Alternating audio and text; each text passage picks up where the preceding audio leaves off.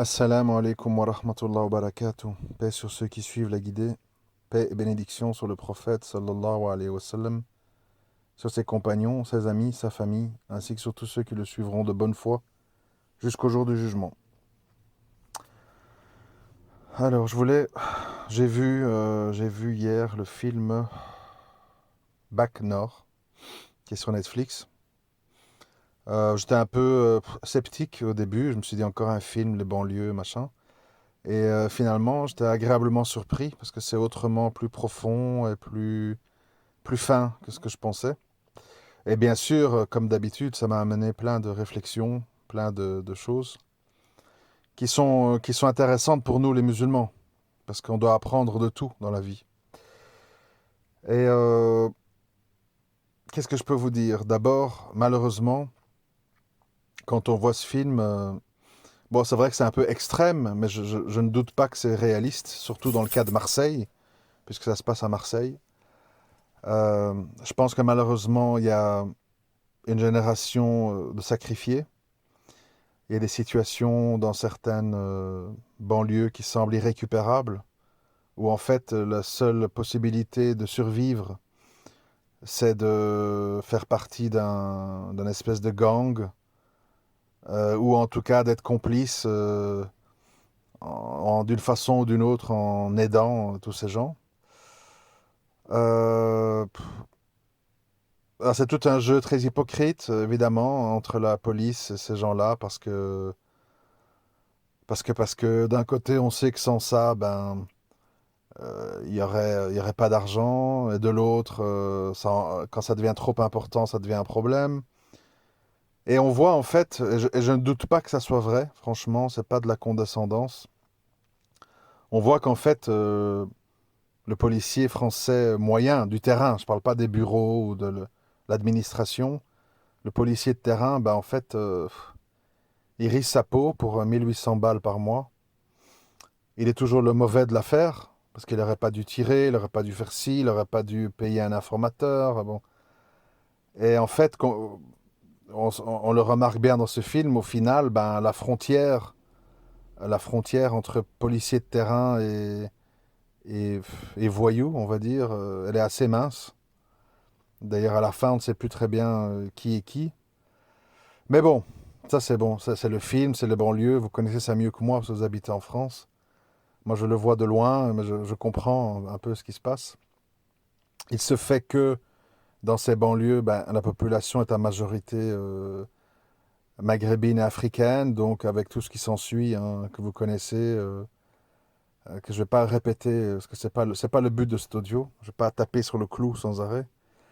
Par contre, ce que je voulais dire, et que ça m'a inspiré, ça, on va dire, c'est que, je l'ai déjà dit, mais bon, c'est pas grave, hein, de se répéter, ça ne fait pas de mal. Euh, dans notre schéma, dans notre schéma de fonctionnement spirituel, cérébral, on doit bien comprendre et pas comprendre en fait. On doit faire vivre en nous, d'une manière réelle, le fait que dans, dans toutes les configurations que ce soit, je vous ai souvent donné des exemples, qu'on soit au bord d'un yacht avec un compte illimité, qu'on soit dans une cellule de prison, qu'on soit dans une tour HLM avec toutes ces histoires de deals et de police, etc. Qu'on soit isolé à la campagne, en France ou au Maroc, ou peu importe en fait. Au final, en fait, c'est nous face aux, aux émotions et comment je vais dire, aux réactions que notre âme nous suscite, les questionnements, les doutes, les, euh, le sentiment de bonheur, de malheur qui n'est pas du tout lié à ce que je viens de dire, parce que je répète, vous avez des gens dans des yachts qui ont tout, qui sont très malheureux, qui doivent sniffer de la coke, voir des psys, ils vont pas bien. Tu as des gens en prison, ils vont très très bien. Ils prient à l'heure, ils lisent des livres, ils vont faire du fitness, ils vont à la balade, ils tissent des liens, ils sont au calme. Donc, je veux dire, il faut essayer de sortir de son esprit la problématique du cadre. Et comme je l'ai dit dans un audio passé, Il ne faut pas croire que les plus malheureux, ce sont les gens incarcérés. Des fois, c'est des gens qui vivent dans un milieu social très dégradé, avec beaucoup de violence, beaucoup de vulgarité, beaucoup comment je vais dire, de remue-ménage. C'est très difficile à vivre. Les gens qui sont là, mariés, divorcés, les enfants, les avocats, les belles-mères, les familles, la sorcellerie, le truc, les roquias, je me sens mal. Bon. Donc les gens malheureux, en fait, vous ne savez pas où ils sont. Ils sont partout et nulle part. Idem pour les gens heureux. Ils sont partout et nulle part. Donc ce concept de bonheur-malheur, il doit un peu dépasser dans notre esprit la situation de la personne. Parce qu'on ne la connaît pas vraiment. Et des fois, des gens qui ont l'air très heureux, tout va bien, en fait, ça va pas bien, et inversement. Par contre, euh, quand on est comme ça face à notre âme, à ce qu'elle ressent, au questionnement qu'elle a, etc., il faut vraiment, je sais que ça paraît, bon, bête, c'est pas le mot, mais ça paraît simple, ça paraît simplet de dire ça, mais franchement, ça ne l'est pas. Il faut vraiment toujours mettre les choses en perspective. Vraiment mettre les choses en perspective. Cette vie, elle passe très vite. Vous savez, moi, des fois, ça m'est arrivé, je crois, la semaine passée, je suis passé devant une maison d'un ami avec qui je faisais du tennis et du vélo quand j'avais 14 15 ans. Et je me suis dit, subhanallah, 30 ans sont passés. 30 ans. Et je m'en rappelle avec plein de détails, comme si c'était il n'y a pas longtemps, franchement.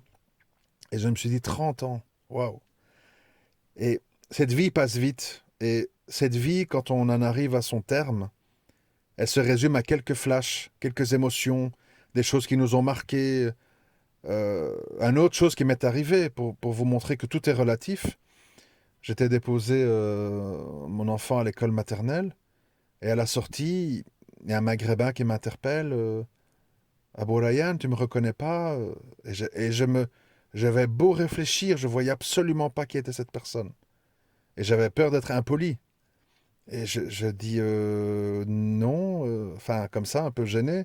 Il me dit oui, tu te rappelles pas, en 2003, je t'ai aidé avec les vêtements Himalaya, etc., etc. Je me suis dit, tiens, 2003, il y a quoi, 17 18 ans, c'est pas il y a 30 ans, quoi. Et j'ai dû faire tout un effort cérébral très profond par après pour me dire, ah oui, c'était le petit gars de la mosquée. Et vraiment, il était sorti de mon esprit, sorti, effacé. Et c'est là que je me suis dit, et c'est là que j'en viens au but de cet audio, il y a plein de choses dans notre vie qu'on a faites qui sont des choses bien ou des choses pas bien, des péchés ou des actes, comment on va dire, bons, jugés bons, dont on ne se souvient pas. On ne se souvient pas qu'on a peut-être, il y a 20 ans, on a fait un grand mal à quelqu'un, qu'il y a 10 ans, on a fait un grand bienfait à quelqu'un. On ne sait plus. On a oublié, on a zappé, quoi. Le problème, c'est que, enfin le problème, la réalité, c'est que les anges notent. Et le jour du jugement, en fait, tout va être comptabilisé. Et je me suis dit, subhanallah, il faut quand même, il faut quand même craindre vraiment Allah parce que ce garçon, enfin ce monsieur maintenant, plus un garçon, il m'avait beaucoup aidé à l'époque dans ce projet, au niveau de la mosquée, etc. Je l'avais bien connu et pourtant mon esprit l'avait complètement effacé. Et je me suis dit, subhanallah, il faut se méfier de soi-même. On oublie des choses, on oublie des gens, on oublie parfois des bêtises, hein, mais on oublie de prendre des nouvelles des gens. Comment vas-tu? Qu'est-ce qui se passe? Ça va? Vous savez, parfois quelqu'un qui est très isolé, qui n'est pas bien, c'est comment je vais dire, c'est quelque chose qui peut aider, le fait de prendre des nouvelles. Ça peut mettre du baume au cœur à quelqu'un qui est dans une mauvaise passe. Et donc ce que je veux vous dire, en fait, c'est ce qui m'est venu un peu à l'esprit. Dans la vie, tout ce qu'on fait, c'est important. Tous les gens qu'on croise, c'est important. Tous les gens à qui on fait du mal ou à qui on fait du bien, c'est important. Et c'est important de s'en rappeler, parce que sinon, on risque de s'en rappeler le jour du jugement. Et, euh, et bon, si c'est des bonnes nouvelles, tant mieux. Si c'est des mauvaises, ça va faire mal. Parce que l'intérêt de s'en rappeler, c'est qu'on peut s'en repentir. C'est qu'on peut aller trouver la personne. Écoute, je voulais vraiment te revoir pour te demander sincèrement des excuses pour ce que je t'ai fait il y a 20 ans. Tu sais, j'avais une autre mentalité, j'ai évolué, je suis vraiment désolé, je voudrais pas que le jour des comptes tu me reproches ça. C'est important de se rappeler pour remettre un peu les choses en ordre. Euh, d'un autre côté, d'un autre côté, c'est aussi important pour les gens qui ont subi des méfaits de quelqu'un. Je dis bien subi, c'est-à-dire qu'ils ont été vécus comme des méfaits. Parfois, des choses ne sont pas des méfaits, mais elles sont vécues comme telles. C'est important aussi de pardonner. C'est important de pardonner, pourquoi? Parce que vous ne savez pas, cette personne, dans quelle situation elle était à ce moment-là. À quel niveau spirituel elle était. Vous savez, il y a des gens, quand on a un petit niveau, ben on est petit. Et quand on est petit, ben on ne sait pas voir au-delà de la montagne, parce on est trop petit, on ne se rend pas compte, on ne réalise pas.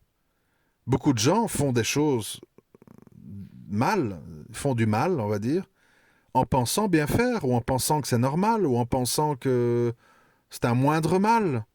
Et vous l'avez vécu comme une grande injustice, mais peut-être que l'autre mérite d'être pardonné parce que dans son paradigme à lui, à ce moment-là de sa vie, il voyait les choses autrement.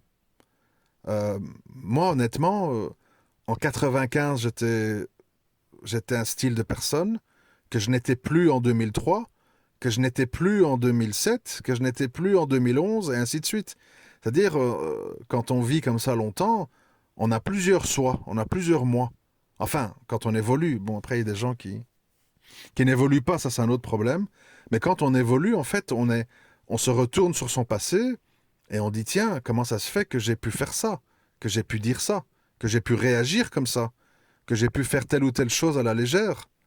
Je ne vais pas donner d'exemple parce que ce ne serait pas intéressant. Je préfère rester dans le conceptuel. Mais... Et donc, je veux dire, d'un côté, soi-même, on doit faire des efforts pour se rappeler.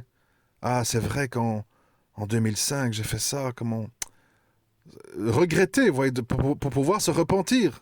Si vous ne vous rappelez pas, vous ne pouvez pas demander pardon à Allah. Et en plus, et de plus, quand on est la personne de l'autre côté de la barrière qui a peut-être subi, c'est se dire, est-ce que moi-même, à cette époque-là, j'ai pas fait des choses qui ont fait que j'ai mérité cette injustice? Et donc cette injustice ou ce méfait que j'ai vécu avec cette personne, peut-être qu'en plus de le mériter, la personne a changé, qu'elle s'est repentie. Et donc je dois pouvoir lui pardonner. C'est important. Dans la vie, tout est en mouvement. Toutes les choses sont en mouvement. Et tout ce qui nous arrive, c'est soit une expiation de péché. J'insiste là-dessus parce que je l'ai dit dans les audios précédents. Je vois souvent que les gens crient à l'injustice et ne font jamais un examen de conscience, ou très rarement. Et ça, c'est au niveau individuel ou même au niveau étatique. Quand on parle de la Palestine, souvent je dis, et je ne le dis pas avec arrogance, je le dis avec tristesse, je dis, est-ce que ce qui arrive aux Palestiniens, c'est pas quelque part le fruit de toute une série de choses qui ont pu décevoir Allah Azzawajal, tels que le nationalisme, etc., etc. Donc, dans un premier temps, se dire, est-ce que ce mal que je vis ou que j'ai vécu, j'ai pas joué un rôle dans le fait que j'ai subi ça, dans le fait que Allah a autorisé que ça m'arrive? Et de plus, admettons que non,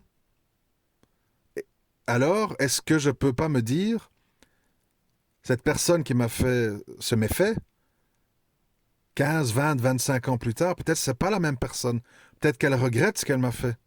Est-ce que c'est logique que je continue à lui en vouloir, comme la personne d'il y a 20 ans qu'elle n'est plus? Vous savez, c'est un peu l'histoire des parents qui voient leur fils qui a 35, 40 ans, qui vient les voir pour une fête ou pour un dîner, et dont la maman, quand elle le voit, ah mon petit, comment tu vas, t'as bien mangé, t'as pas pris froid, elle ne voit pas, elle n'arrive pas à voir que son fils n'a plus 10 ans, il a 35 ans, il est marié, il est père de famille, mais pour elle, dans son esprit, c'est figé l'image de son fils à l'âge de 10 ans. Et donc elle n'est plus dans la réalité. Moi, c'est pour ça que je n'aime pas trop. Je n'aime pas trop les albums photos, les photos du passé, tout ça, parce que quelque part, en fait, c'est un instantané, une image, en fait, instantanée d'un temps qui n'existe plus, de, d'un temps qui est mort. C'est-à-dire, ton, ton, ton fils qui a aujourd'hui 15 ans ou 20 ans, sur cette image, il a 2 3 ans, c'est, l'émotion que ça va te susciter est une émotion qui n'est plus liée au présent. Elle est liée à un passé révolu qu'en plus tu vas embellir parce que tu as oublié qu'il pleurait la nuit, tu as oublié les couches, tu as oublié qu'il était difficile, tu ne vois que le sourire du petit enfant qui avait 1 an ou 2. Donc tu idéalises, comme les gens qui voient des photos en vacances avec leur ex ou je ne sais pas quoi, ils sont pas dans la réalité. Ils oublient les mauvais moments, ils oublient que c'est le passé, que l'un et l'autre on n'est plus les mêmes, et que c'est quelque chose qui n'existe plus. Combien de gens font des mauvais choix basés sur des regrets ou des pensées liées au passé? Et combien de gens ont des haines et des rancunes envers des gens sur des choses du passé qui n'existent plus? Parce que la personne en face, elle a vécu des trucs, elle a peut-être été cassée dans son orgueil, elle est devenue humble. C'est plus la même personne. C'est plus la même personne. Et donc je veux dire, d'un côté, on doit faire attention à tout ce qu'on fait parce qu'on oublie. On doit savoir que ce qui est le passé, ben, c'est le passé.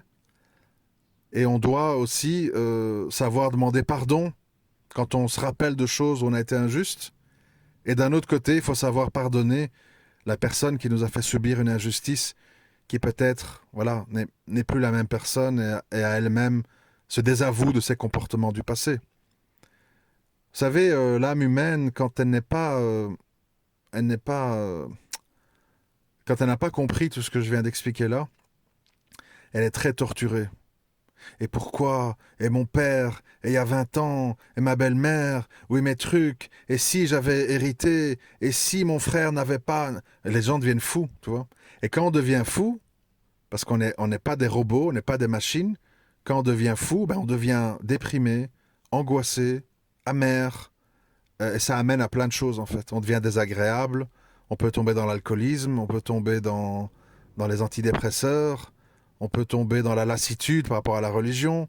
Ouais, tu sais quoi, ouais, prier, ça m'a jamais ramené rien de bon, j'ai eu que des épreuves. Laisse tomber. Faut faire attention, on doit faire très attention à nous-mêmes, à nos oublis, à notre ingratitude, à notre impatience, à plein de choses, on doit faire très attention. Et vous savez, notre temps ici, il est pas très long au final. On doit vraiment essayer d'arriver le jour des comptes avec un livre qui sera inévitablement plein de péchés et de manquements, ça c'est sûr. Mais essayer de contrebalancer par des grandes demandes de pardon sincères, des actes de bienfaisance, et pas toujours des grandes choses. Les gens croient que quand on dit acte de bienfaisance, c'est des choses très importantes. Des fois, c'est un simple coup de fil, une petite visite. Ah, Rich, j'étais dans le quartier, je viens voir un peu comment tu vas. Tiens, j'ai ramené des croissants, on boit un petit café ensemble, des bêtises. Mais c'est ça qui fait les liens. C'est ça qui fait que des liens restent vivants entre les gens. Des petites choses. Dans les couples, c'est la même chose. Si vous fonctionnez sur t'as pas oublié le pain, ouais, et le petit, tu l'as changé, nanana, et qu'il n'y a que ça, et qu'il n'y a pas un petit compliment, qu'il n'y a pas un petit cadeau, qu'il n'y a pas une petite valorisation, ben le couple, à un moment donné, ben il tourne en roue libre. Il n'est plus alimenté. Et donc ça va tant que la route descend. Si la route commence à monter avec des épreuves et qu'il n'y a toujours pas de fuel, ben le véhicule va s'arrêter et puis il va faire marche arrière. C'est ça la vie en fait. C'est réfléchir, méditer, demander pardon, reconnaître ses erreurs, exprimer ses erreurs, pardonner aux autres et essayer d'avoir un cœur serein. Parce que la haine, la rancune, la vengeance, la première victime, c'est vous-même. C'est nous-mêmes. On est les premiers à en souffrir quand on vit là-dedans. On se fait du mal à nous-mêmes. Faire du bien, pardonner et être pardonné, c'est se faire du bien quelque part. Donc voilà, je voulais un petit peu dire tout ça. Je vous remercie. merci de m'avoir écouté. À très bientôt, Inch'Allah. Assalamu alaikum wa rahmatullah wa barakatuh.